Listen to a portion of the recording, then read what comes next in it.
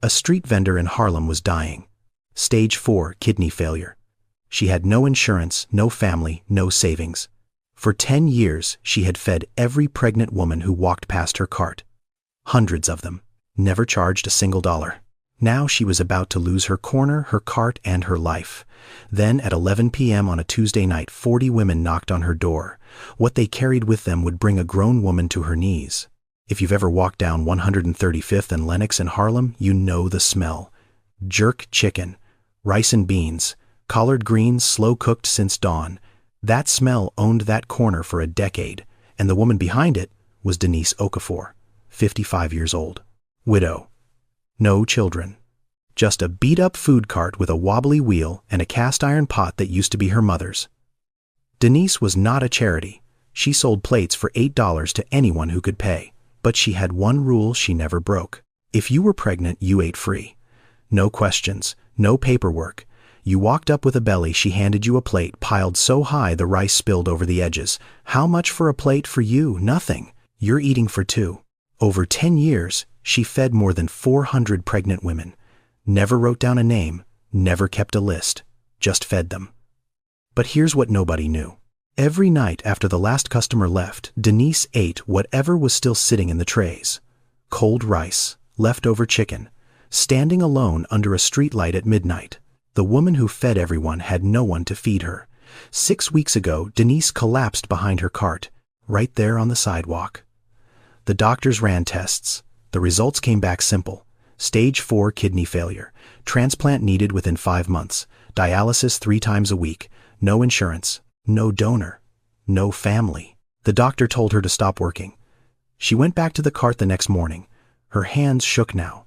Just enough that she gripped the serving spoon with both hands so nobody would notice. Her feet swelled so badly, she stood barefoot on the hot pavement because no shoes fit anymore. She told no one. She had 5 months. Maybe less. And nobody in her life knew. But Denise didn't know that every plate she'd ever given away was about to come back to save her life. Stay with me. 25 years before that, Tuesday night, Denise Okafor was a 30-year-old woman burying her mother. The church was small. South Side Chicago. Wooden pews, water-stained ceiling, a piano that hadn't been tuned in years. But the church was full. Standing room only. People lined up outside the door and down the block. Not because Brenda Okafor was rich. Not because she was famous. But because she had fed them. Women Brenda had cooked for when they had nothing, showed up with flowers they couldn't afford and tears they couldn't stop. Mothers who had eaten at Brenda's table when their own kitchens were empty. Pregnant women who had walked into the church basement hungry and walked out holding a plate wrapped in foil and something they hadn't felt in months. Hope. Brenda Okafor had been the unofficial cook of the neighborhood for as long as anyone could remember. She ran a kitchen out of the church basement 3 days a week. No funding, no organization behind it. Just Brenda, her cast-iron pot, and whatever food she could stretch into enough servings for whoever showed up. And she had a rule.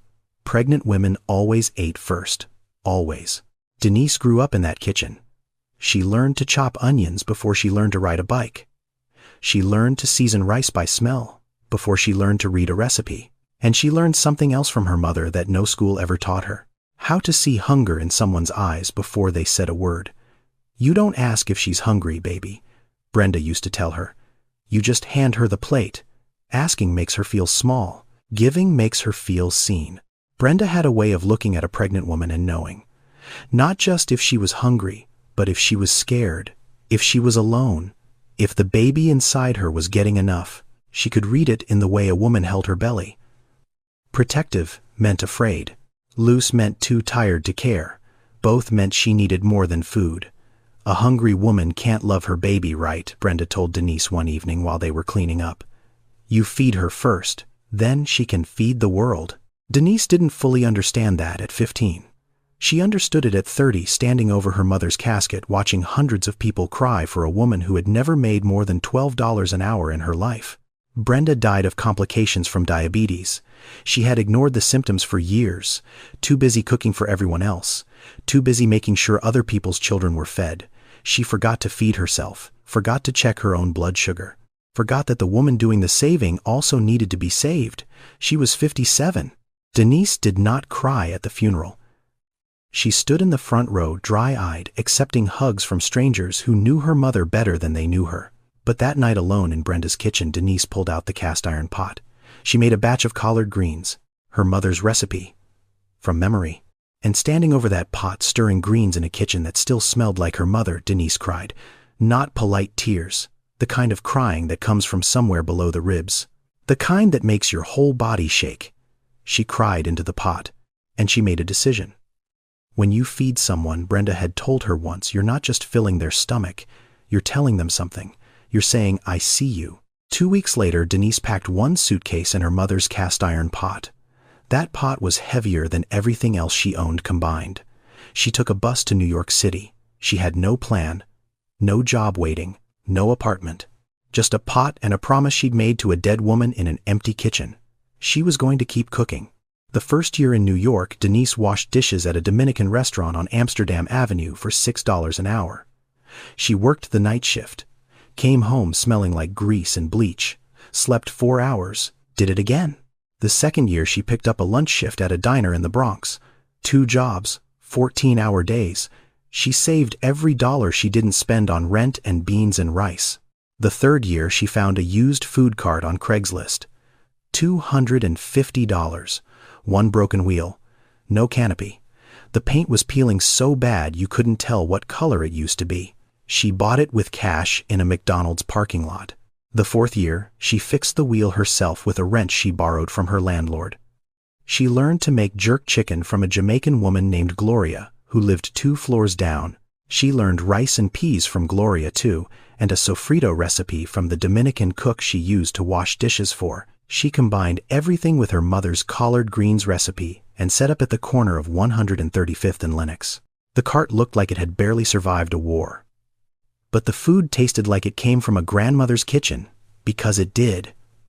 Within a month, she had regulars, construction workers on their lunch break, nurses coming off 12-hour shifts, cab drivers who parked just to eat. They came for the food. They stayed because of the portions. Denise served plates, like she was afraid you might not eat again tomorrow. But nobody asked her name. She was the food cart lady. The woman on the corner, the one with the jerk chicken. They paid. They said thanks. They walked away. And Denise stood behind that cart day after day, year after year, invisible in the way that only poor women who feed other people can be. Not ignored out of cruelty, just overlooked out of habit. She had become part of the scenery. Like the fire hydrant, like the mailbox on the corner. People knew she was there the way, a streetlight is there. You notice it when it goes out. Never before. Then one night in December, during her 3rd winter on that corner, everything changed. Denise was closing up. It was almost 9. The temperature had dropped below freezing, and her fingers were stiff from gripping the serving tongs all day. She was about to lock the cart when she saw her. Across the street. A young woman. Couldn't have been more than 19. Thin coat, no gloves, arms wrapped around a belly that was at least 8 months along. She was standing on the sidewalk, staring at Denise's cart, the way a child stares at something in a store window they know they can't have. Hungry. Not the kind of hungry that comes from skipping lunch. The kind that lives in your face. In your eyes. The kind that makes your body shrink even as your belly grows. Denise had seen those eyes before.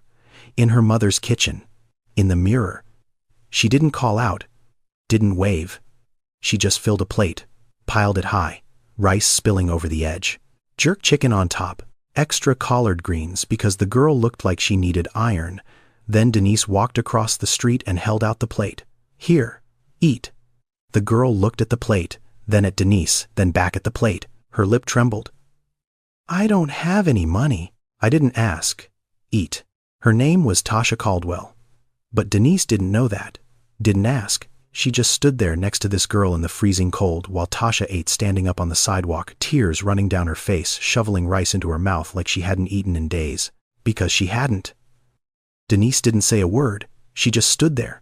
Not pitying, not questioning, just present. Just making sure this girl wasn't alone while she ate. When Tasha finished, she tried to hand the plate back. Denise shook her head. Keep it. Come back tomorrow. Tasha looked at her. Really looked.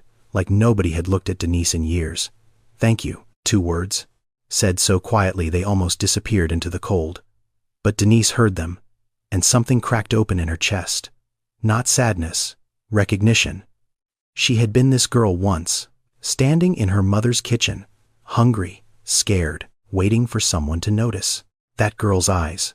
Denise couldn't stop thinking about them that night. She'd seen those eyes on dozens of women in her mother's kitchen. Young, scared, pregnant, alone, carrying a life inside them while barely holding on to their own. That was the night it started.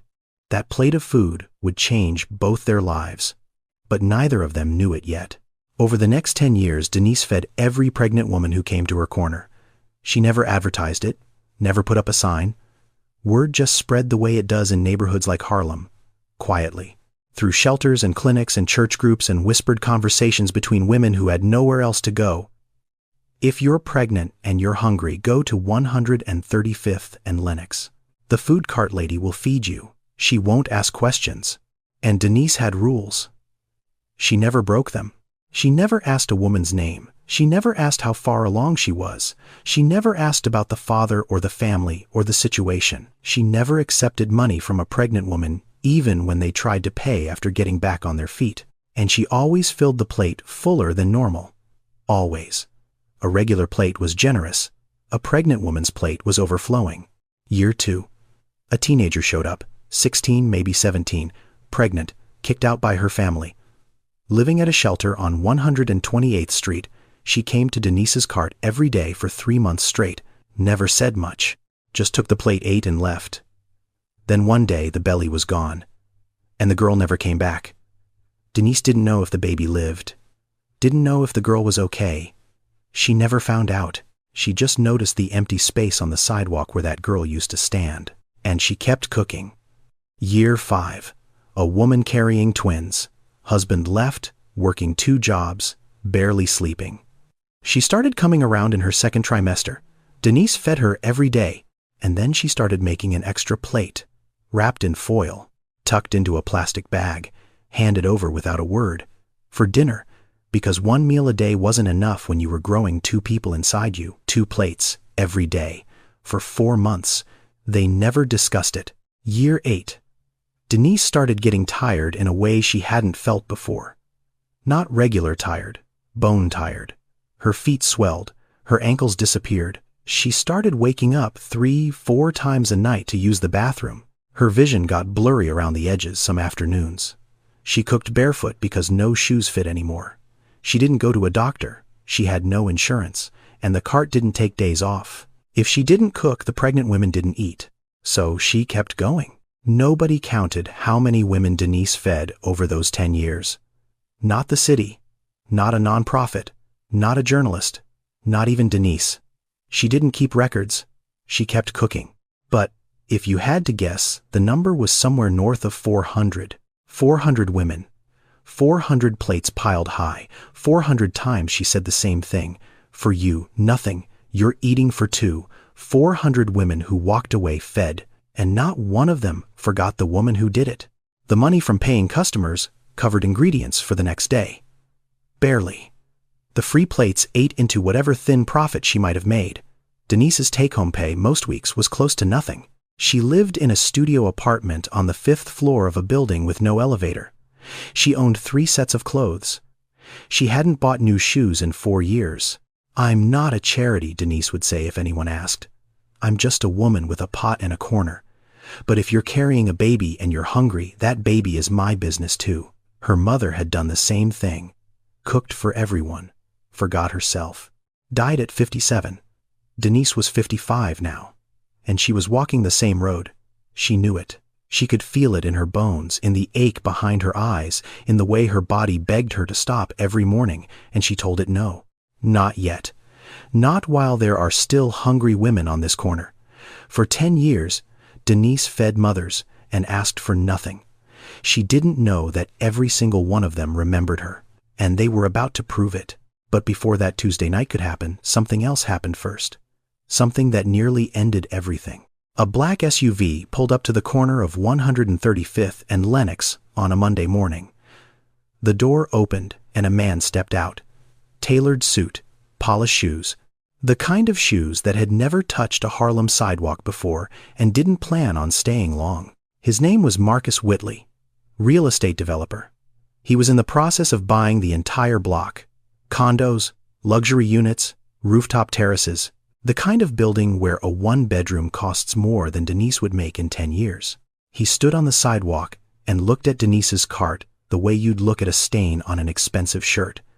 "Ma'am, I need you to understand that this sidewalk is going to be part of a new development. You'll need to relocate your operation." Denise looked at him. She was holding a serving spoon in one hand and a foil tray of rice in the other. "Relocate to where?" "That's not really my concern." She didn't argue, didn't raise her voice. She'd been moved before. From Chicago, from her mother's kitchen, from every place she'd ever tried to build something small and good. Being told to leave was not new to Denise Okafor. It was familiar. The kind of familiar that settles in your chest like a stone you've been carrying so long you forget it's there. Marcus handed her a letter. Official looking. Legal language. 30 days to vacate the sidewalk. Failure to comply would result in permit revocation and possible fines. Denise read it slowly. She understood every word. She folded it and put it in her apron pocket. Marcus looked at the cart. His eyes moved over the chipped paint, the wobbly wheel, the handwritten menu taped to the side with packing tape. His condo project was worth $50 million. Denise's cart was worth maybe $300. But that $300 cart had fed more mothers than his $50 million building ever would. He didn't know that. He didn't ask. That night, Denise climbed the 5 flights to her studio apartment. She sat on the edge of her bed and looked at the cast-iron pot on the kitchen shelf. Her mother's pot. The one she'd carried from Chicago on a Greyhound bus 25 years ago. "If I lose the corner, I lose everything. The cart is all I have. The cart is all I am." She sat with that thought for a long time.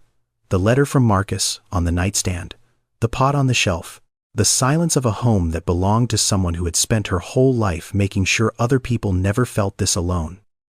Then that same week the test results came back. She'd finally gone to a clinic. Not because she wanted to, because she collapsed behind the cart and a customer called an ambulance. Stage 4 kidney failure. Both kidneys operating at less than 15%. The doctor laid it out in plain terms. You need dialysis 3 times a week, minimum. Ideally, you need a kidney transplant within the next 5 months. Without treatment, your body will start shutting down. Do you have insurance? No. Do you have family who might be tested as potential donors? No. The doctor paused, looked at her chart, looked back at Denise. "Miss Okafor, you need to stop working and start treatment immediately. If I stop working, the pregnant women don't eat." The doctor blinked. "Miss Okafor, if you don't stop, you die." Denise looked at the doctor the same way she'd looked at Marcus Whitley. Calm. Steady. Not defiant, but not afraid either. The look of a woman who had been told her whole life that the things she cared about didn't matter to the people making decisions. She walked out of the clinic. She went back to the cart the next morning. Denise was about to lose her corner, her cart, and her kidneys, all at the same time, and she had no one, or so she thought. Denise woke up at 4 in the morning the way she always did, not to an alarm, to pain. Her lower back throbbed like someone had pressed a hot iron against her spine. Her ankles were so swollen they looked like they belonged to someone twice her size. She sat on the edge of the bed for a full minute before she could stand. Then she stood for another minute before she could walk. She made it to the kitchen, pulled the cast-iron pot off the shelf, started cooking. Rice on by 4:15, chicken seasoned by 4:30, collard greens simmering by 5. She moved through the routine the way she'd moved through it for 10 years. Muscle memory. Automatic. Her body knew what to do even when her body was failing. By 6, the food was ready. By 7, she was pushing the cart down 135th Street. The wheel still wobbled. Her feet still ached. But the cart was full. And that was all that mattered. She served plates all morning. Smiled at every customer. Said thank you. Made change. Acted like a woman who wasn't dying. But her hands shook. Not a little anymore. Enough that she started gripping the serving spoon with both fists so the rice wouldn't spill. She positioned herself so customers couldn't see her wrists trembling. She kept her sunglasses on even when the sky was overcast because her eyes had turned a shade of yellow she didn't want anyone to ask about. Mama, you did the same thing. You cooked until you couldn't stand. I used to be angry at you for that. I used to think, why didn't you just stop? Why didn't you take care of yourself? Now I understand. When cooking is all you have, stopping feels like dying before you're dead. Around 2 in the afternoon, a pregnant woman walked up. Young, maybe 23, big belly, tired eyes, the kind of woman Denise had been feeding for a decade. Denise reached for the serving spoon, started to fill a plate. And then the world tilted. Her vision went black at the edges. The sounds of the street got far away. Her knees buckled and she grabbed the edge of the cart with both hands, holding on the way you hold on to something when the ground disappears beneath you. The pregnant woman stepped back. Are you okay? Denise blinked, forced a smile. Just the heat, baby.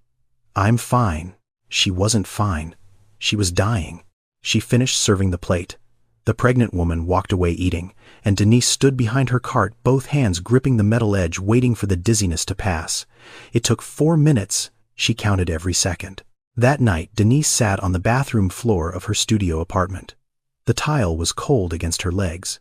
She was nauseous. Her body was telling her in every possible way that it was shutting down and she needed to listen. She didn't listen. She looked at her hands, swollen, shaking. These were the hands that had served over 400 women. These were the hands that held the serving spoon. These were the hands her mother taught to cook when she was barely tall enough to reach the stove. Her mother's hands had looked like this at the end too. Swollen, worn out, used up from a lifetime of feeding people who needed feeding. Brenda Okafor had worked herself into the ground, and Denise had sworn she would never do the same thing. But here she was, on the bathroom floor, alone at midnight, doing exactly what her mother did. The difference was that Brenda had a daughter who cried over her casket. Denise had no one, no daughter, no family. No one who would notice if she didn't show up to that corner one morning. No one who would wonder where the jerk chicken smell went. She sat there alone. No one called. No one knocked. No one knew. The woman who fed everyone had no one to feed her. Denise had maybe 4 months left. She told no one. But someone was already watching. Someone who remembered a plate of food from 10 years ago. On a Monday morning in September, a 29-year-old nurse named Tasha Caldwell walked down 135th Street for the first time in a decade. She'd been assigned to the community health clinic on Lenox Avenue.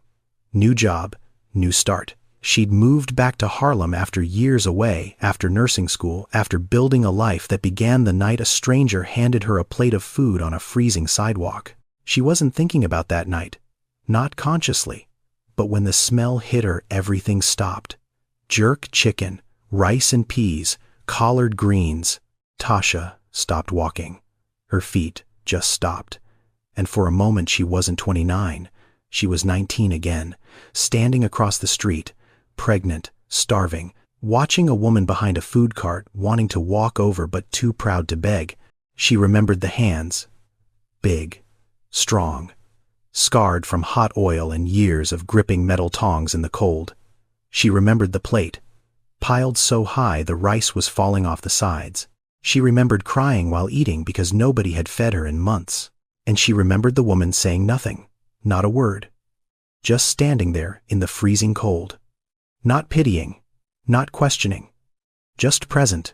Tasha crossed the street. The cart was the same. Older, more chipped paint. The menu was still handwritten and taped on with packing tape. And the woman behind it was the same too. Older, thinner, something wrong in her eyes. Tasha bought a plate, stood across the cart from Denise, looked at her the way a nurse looks at a patient who doesn't know she's being assessed. Swollen ankles, yellowing eyes, tremor in both hands, shortness of breath between sentences, skin that had a grayish undertone no amount of sun could explain. You've been here a long time, 10 years, give or take. Tasha paused, held her plate, looked at Denise with 10 years of gratitude pressing against her chest. Do you remember me? Denise looked at Tasha, studied her face. Something flickered, maybe recognition, maybe just kindness. Then she shook her head gently. I'm sorry, baby. I don't keep track. Too many faces. Too many faces. Hundreds of women. Hundreds of plates. Denise didn't remember a single name, but every single one of them remembered hers. Tasha didn't say anything else. She ate her food, said thank you, walked away. But she came back the next day, and the day after that, and every day that week. She watched Denise the way she'd been trained to watch patients. From a distance, without letting on, she noted the symptoms, the worsening tremor, the increasing breathlessness, the way Denise had to sit down on an overturned crate behind the cart every hour, the way she pressed her hand against her lower back and winced when she thought nobody was looking. But Tasha was looking. On the 5th day, Tasha saw Denise try to lift a full tray of rice and nearly drop it. Her arms gave out. She caught the tray against the edge of the cart, food sloshing over the side, and stood there for a moment with her eyes closed, breathing through whatever pain had just hit her. That night, Tasha made a phone call. "I need your help. There's a woman on 135th who saved my life 10 years ago. She's dying, and she doesn't even know it. Or maybe she does and she just doesn't care." Tasha was about to do something that would change everything. But first, she needed to find the others. The women Denise had forgotten. The women who would never forget Denise. Tasha posted in a community Facebook group that night, the Harlem one. The one where people shared apartment listings and restaurant reviews and neighborhood news. She kept it simple. Does anyone remember the food cart lady on 135th and Lenox? The one who feeds pregnant women for free. She needs help now. If she ever fed you, please reach out. The first reply came in 6 minutes. Then another. Then 5 more. Then the thread exploded. She fed me every day for my last trimester. I never told her my name.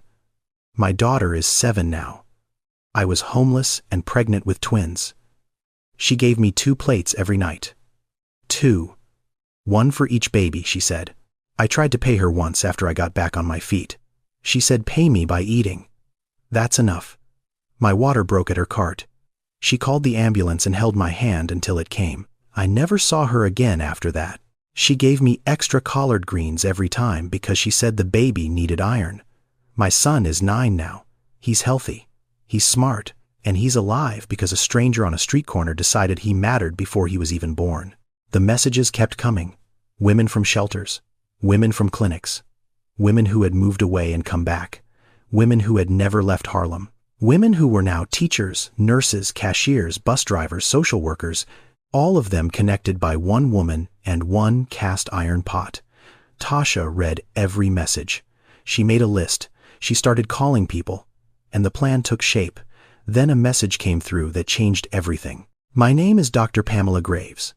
I'm an obstetrician at Columbia Medical Center. 8 years ago, I was a broke pregnant medical student eating at that food cart every day because I couldn't afford groceries.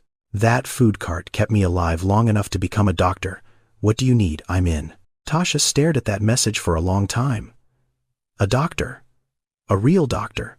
Who had once been a hungry pregnant woman standing at Denise's cart. If that wasn't proof that a plate of food could change the course of a life, nothing was. Over the next 2 weeks, Tasha organized. She made calls from the clinic break room during her lunch. She sent messages late at night after her shifts. She tracked down women through shelters, through church groups, through word of mouth. Some of them had moved out of Harlem. Some had moved out of state. But when they heard the food cart lady needed help, they came back. Every single one. 40 women confirmed. 40 women who had been fed by Denise Okafor when they had nothing. 40 women who carried the memory of a plate of food the way you carry a scar. Not with pain, with proof. Proof that someone saw them when nobody else did. Some of them brought money. Some brought diapers and groceries, because old habits die hard when someone teaches you that giving is just what you do. Dr. Graves brought something else. She brought a plan, a medical plan. The kind of plan that only someone with a hospital badge and a debt to a food cart lady would think to make. They set a date. A Tuesday night. They made a plan, and Denise had no idea what was coming. 40 women. 40 different lives. 40 stories connected by one woman and her cast iron pot. And Denise had no idea what was coming.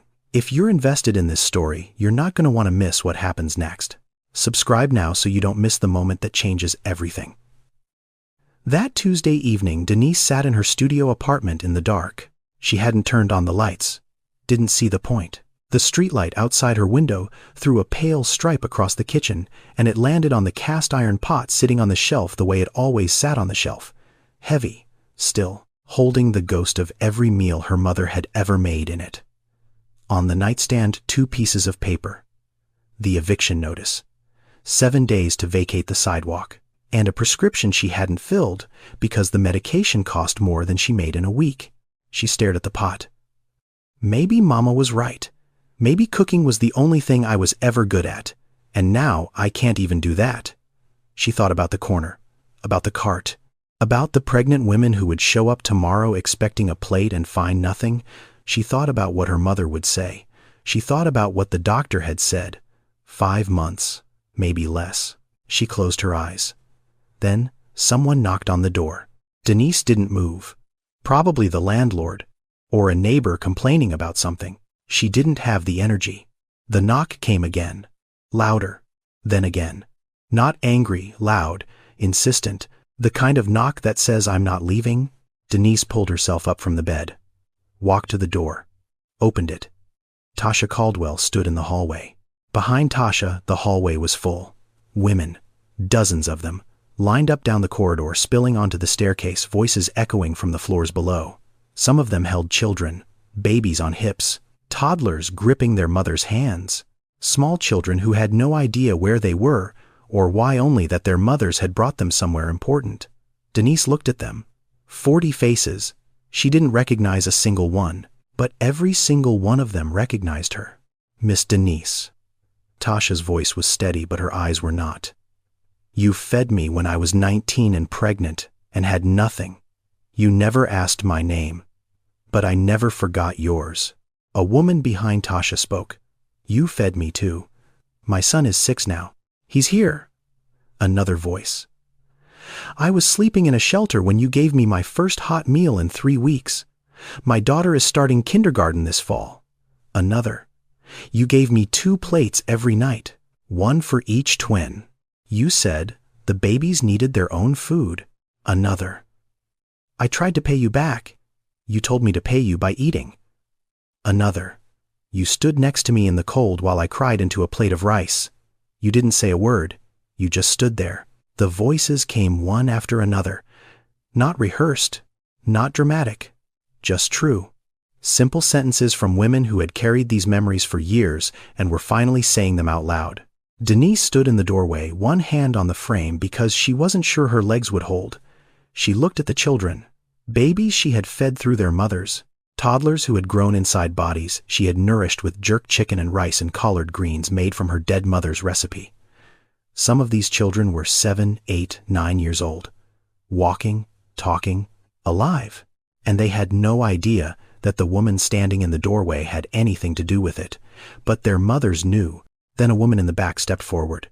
She was holding a little girl, maybe 3 years old, brown skin, big eyes, quiet. Miss Denise, you fed me every day when I was carrying her. She set the girl down gently, and the child looked up at Denise with an expression that had no business being on a 3-year-old's face. Something ancient, something knowing. This is Denise. The woman's voice broke. I named her after you. Denise Okafor looked at this child who carried her name. This child she had fed before she was born. This child who existed in part because a stranger on a street corner decided that a hungry pregnant woman deserved a plate of food. She fell to her knees, not because she was weak, not because her kidneys were failing, or her legs gave out, or her body couldn't hold her up, because for the first time in 10 years someone saw her. Tasha knelt beside her, took her hands, the same hands that had held a plate out to a starving 19-year-old on a freezing December night, the same hands that had fed 400 women without ever asking a single name. We see you, Miss Denise. We've always seen you. Denise couldn't speak. She just knelt there on the floor of her hallway, surrounded by women she didn't remember and children she'd helped bring into the world, and cried the way she hadn't cried since the night she made collard greens in her dead mother's kitchen. But they didn't just come with words. They came with something else, something that would save Denise Okafor's life. Tasha pulled out her phone, held it up so Denise could see the screen. What is this? It's a GoFundMe page, Miss Denise. We set it up 3 days ago. Denise squinted at the screen. She didn't understand what she was looking at. There were numbers, a progress bar, a photo of her cart that someone must have taken without her knowing, and a number at the top, $87,000. Denise stared at it, blinked, looked at Tasha, looked back at the screen. What do you mean 87,000? It's donations. From the community, from the women you fed, from strangers who heard about you and wanted to help. $87,000 in 72 hours. Denise shook her head. This is too much. I can't take this. I didn't ask for this. You don't have a choice, Tasha said gently. We already decided. This money is for your dialysis, for your treatment, for keeping you alive long enough to get back behind that cart. A woman stepped through the group. She was tall, professional, wearing a white coat under her jacket. She carried herself the way doctors carry themselves. Certain, measured, but her eyes were soft. Miss Okafor. My name is Dr. Pamela Graves. I'm an obstetrician at Columbia Medical Center. Denise looked at her, nodded politely. The way you nod at someone you've never met. 8 years ago, Dr. Graves continued, you fed me every day for 4 months. I was pregnant. I was broke. I was in my last year of medical school and I was ready to quit. I couldn't afford groceries. I couldn't afford rent. I ate at your cart every single day and you never let me pay. Your jerk chicken specifically kept me going. Denise's face shifted. Something moved behind her eyes. Not recognition, something deeper. I remember the jerk chicken, Denise said quietly. But I don't remember you. I'm sorry. Don't be.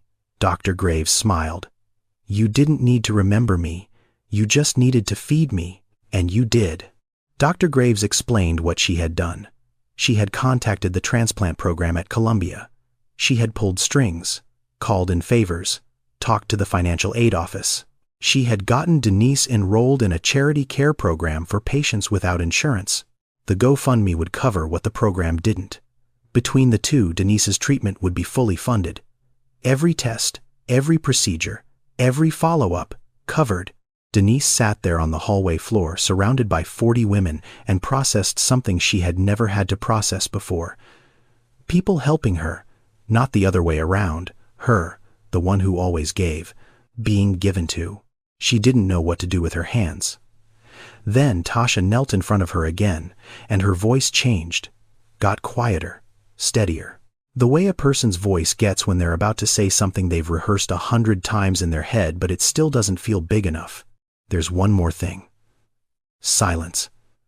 I got tested, Miss Denise. At the hospital. Last week. Tested for what I'm a match. For your kidney, I want to give you mine. The hallway went still. Even the children stopped fidgeting. 40 women holding their breath. Denise's face broke. No, absolutely not. You're young. You need both your kidneys. You have a whole life ahead of you. I won't take that from you. You're not taking anything, Tasha said. I'm giving it. There's a difference. Baby, no. I just made plates. I just made food. That's not worth a kidney. Tasha reached forward and took Denise's hands. The same hands that had filled her plate 10 years ago. The same hands that shook now from a disease that was killing her. I have a life because of you. I was 19 years old and starving and pregnant and alone, and you walked across a street and handed me a plate of food and stood next to me in the cold while I cried. You didn't know my name. You didn't need to. You just fed me. And because you fed me, I survived. Because I survived, I went back to school. Because I went back to school, I became a nurse. Because I became a nurse, I can save you. The least I can do is share a kidney. Denise looked at Tasha and saw the girl she didn't remember. The girl with the thin coat and the big belly and the hungry eyes. The girl who had turned into this woman. This nurse. This person offering to cut a piece of herself out so that the food cart lady could live. I just made plates, Denise whispered. I didn't know I was making miracles.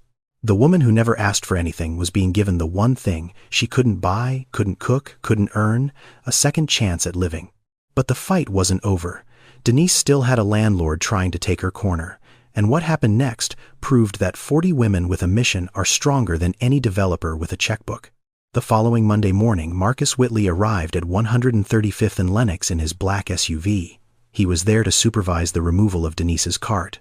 7-day notice expired. Time to clear the sidewalk. But when he stepped out of the car, the sidewalk was not clear. 40 women stood around the cart. Some held signs. Some held babies. Some just stood there with their arms crossed and their faces set in the kind of expression that says, "We are not moving." Children ran between legs. A toddler sat on the curb eating a piece of cornbread. The cart was open and Denise was behind it serving food because that's what Denise did. Even when the world was trying to shut her down, she cooked. Marcus straightened his tie. Walked over. Tasha stepped forward to meet him. "Sir, do you know what this cart has done for this neighborhood?" Marcus looked at the crowd, then back at Tasha. "It's a food cart. I'm building a $50 million development here. This food cart has fed over 400 pregnant women in 10 years. For free. How many lives has your $50 million building saved?" Marcus didn't answer. He looked around the crowd. Really looked. Not the way he usually looked at a construction site, assessing value and square footage. He looked at the faces. A woman stepped forward. She was holding a baby, maybe 8 months old. "This is my daughter. She's alive because this woman fed me when I had nothing. I was going to give up. I was done. Her food kept me going one more day. Just one more day. And that one day was enough." She held the baby closer to Marcus. The baby looked up at him and smiled.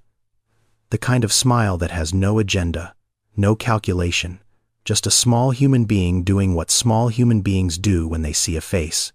Marcus looked at that baby. And something shifted. Marcus Whitley had built buildings worth hundreds of millions of dollars. Shopping centers, luxury towers, waterfront developments that looked beautiful in renderings and even better in press releases. But standing on that sidewalk looking at that baby's smile, he realized something he hadn't thought about in a very long time. He had never built anything that mattered this much. Not once. He stood there for a long moment. The women watched him. Denise watched him. The baby kept smiling. Then Marcus turned to Denise. "Miss Okafor, I'm going to build around you. This corner stays. And when the building goes up, your cart goes inside. Permanent lease, free." The sidewalk erupted. Women cheering. Children clapping because children clap when adults cheer. Denise standing behind her cart, still holding the serving spoon, tears running down her face for the second time that week. Marcus didn't do it because he was generous. He didn't do it because it was good press, though it would be. He did it because for the first time he saw what everyone else on that block had always known, that a $300 food cart could be worth more than a $50 million building. Denise had her corner. She had a kidney on the way. She had 40 women who loved her. But the story doesn't end here. What happened 6 months later will stay with you forever. The surgery was scheduled for a Thursday morning in February. Denise arrived at the hospital the night before. They put her in a room on the 4th floor. White walls, machines, the smell of disinfectant and institutional calm. Everything clean, everything sterile. Everything the opposite of her cart on 135th Street. She sat on the edge of the hospital bed in a gown that tied in the back and left her feeling exposed in ways she wasn't used to. Denise Okafor was a woman who stood behind things. Behind her cart, behind her serving spoon. Behind the act of giving. Sitting in a hospital bed about to receive felt like wearing someone else's skin. Tasha came in the night before the surgery. She was wearing a matching hospital gown. Her own pre-op preparations were done. Blood work, imaging, consent forms signed. She was ready. She sat on the chair next to Denise's bed. Neither of them spoke for a while. The kind of silence that only happens between two people who are about to share something that can't be taken back. Denise broke it first. "Why are you doing this? You barely know me." Tasha looked at her. "I know everything I need to know. You fed me when nobody else would. You didn't ask my name. You didn't ask for thanks. You just handed me a plate and stood next to me in the cold. That's enough. That's more than enough." Denise shook her head slowly. "A plate of food is not worth a kidney." Tasha smiled. "You gave me food when I had nothing. Now I'm giving you a kidney. Seems like a fair trade to me." Denise laughed. A real laugh. The kind that comes from a place that has been holding tension for so long that when it finally lets go, it sounds almost like crying. My mama would have liked you. Tasha reached over and took her hand. Tell me about her. And Denise did. She talked about Brenda, about the church kitchen on the south side, about the cast iron pot, about the collard greens recipe that she had carried from Chicago to Harlem like it was sacred text. She talked until the nurse came in and said they needed to rest. The next morning they wheeled both of them to pre-op, side by side, 2 gurneys, 2 women, one who had given food, one who was giving a kidney. The math didn't make sense on paper, but it made perfect sense in the hallway of that hospital, where 40 women sat in the waiting room, some praying, some pacing, some holding sleeping children in their laps. Dr. Graves supervised. She checked charts. She spoke to the surgical team. She walked between the waiting room and the operating floor with updates. The doctor, who once ate jerk chicken on a street corner, was now making sure the woman who cooked it survived. The surgery took 4 hours. Nobody left the waiting room. When it was over, Dr. Graves came out. She didn't need to say anything. Her face said it. Both are stable. Both are doing well. The transplant was successful. The waiting room erupted the way it had erupted on the sidewalk.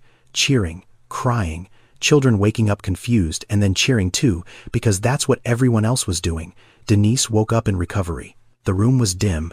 Machines beeped. Her abdomen ached in a way she'd never felt before. But something else was different too. The heaviness was gone. Not just the pain, the weight she'd been carrying, the exhaustion that went deeper than her kidneys. Something had lifted. She turned her head. And on the small table next to her bed, she saw it. The cast iron pot. Tasha had brought it from Denise's apartment. Had asked a friend to go get it that morning. Had placed it on the table so it would be the first thing Denise saw when she opened her eyes. So you see something familiar when you wake up, Tasha had told the nurse. So she knows she's not alone. Denise reached out and touched the pot. Cold iron under her fingers. Her mother's pot. The pot that had crossed from Chicago to Harlem on a Greyhound bus. The pot that had cooked 1,000 meals for 1,000 people who needed feeding. She couldn't speak. She just lay there with her hand on that pot and cried. She had a new kidney. But what really saved her was older than medicine. It was a plate of food given freely 10 years ago. 6 months later, Denise Okafor stood behind a counter again. Not the old cart. The cart was gone. In its place was something she never could have imagined. A small kitchen built into the ground floor of Marcus Whitley's new development on the corner of 135th and Lenox. Nothing fancy. Tile floors. A serving window that opened onto the sidewalk. 3 tables inside. A canopy outside for when it rained. Above the door a sign. Hand-painted. The letters were wobbly and uneven because they'd been written by a 7-year-old girl named Denise, the little girl who had been named after her. The sign read, Brenda's Kitchen. Denise had chosen the name herself. Not her own name, her mother's, because everything she knew about feeding people, everything she believed about what a plate of food could do, came from Brenda Okafor, the woman who cooked in a church basement on the south side of Chicago until her body gave out. The woman who said, a hungry woman can't love her baby right. The cast iron pot sat on the counter, center stage, right where everyone could see it. It was the first thing you noticed when you walked in. Not because it was beautiful, because it was real. Scratched and dented and seasoned with decades of meals that had kept people alive. Denise cooked jerk chicken, rice and peas, collard greens, the same menu, the same recipes, the same smell that had owned that corner for more than a decade, and she still had the same rule. But something was different about Denise now. Not just the new kidney, not just the health that was slowly returning to her body. Something in her face, a softness that hadn't been there before. For 10 years, she had cooked with the quiet intensity of a woman who believed she had to do everything alone. Now she cooked with the ease of a woman who knew she wasn't alone anymore. She still arrived at 4 in the morning. Still seasoned chicken by feel. Still served every plate like it might be the last meal someone ate that day. But now, when she looked up from the counter, she saw faces she recognized. Faces that recognized her back. She was no longer the invisible food cart lady. She was Denise. She had a name. She had people. A young woman walked up to the counter, belly round under a thin jacket, eyes tired. The same eyes Denise had seen 1,000 times before. How much? Denise looked at her. Smiled. For you, nothing. You're eating for two. The same words. The same plate piled high. The same refusal to take money from a woman carrying a child. Some things don't change. Some things shouldn't. But other things had changed. Every Saturday morning, Dr. Pamela Graves came to the kitchen. She set up a folding table in the corner and offered free prenatal checkups to any pregnant woman who walked in. Blood pressure, weight, basic screenings. The kind of care that costs hundreds of dollars in a hospital but costs nothing at a kitchen counter next to a pot of collard greens. Tasha came after her nursing shifts. Still in scrubs, she served plates, cleaned tables, talked to the young mothers the way someone talks to people they understand because they were once exactly where these women are now. 12 volunteers showed up on a rotating schedule. Women from the neighborhood. Some of them were part of the original 40. Some were new. All of them had heard about Brenda's kitchen and wanted to be part of it. In 6 months, the kitchen served 200 pregnant women. For free. 3 volunteer doctors. 12 regular volunteers. What started with 1 woman and a broken cart had become a movement. On the wall behind the counter, Denise had hung 1 photograph. Just one. A picture of her mother standing in the church kitchen in Chicago. Brenda Okafor. Holding a big wooden spoon. Smiling. You don't have to say thank you, Denise told the young woman as she handed her the plate.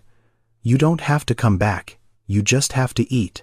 That's all I need. One afternoon in October, a young woman walked into Brenda's kitchen carrying a pot. Not a new pot.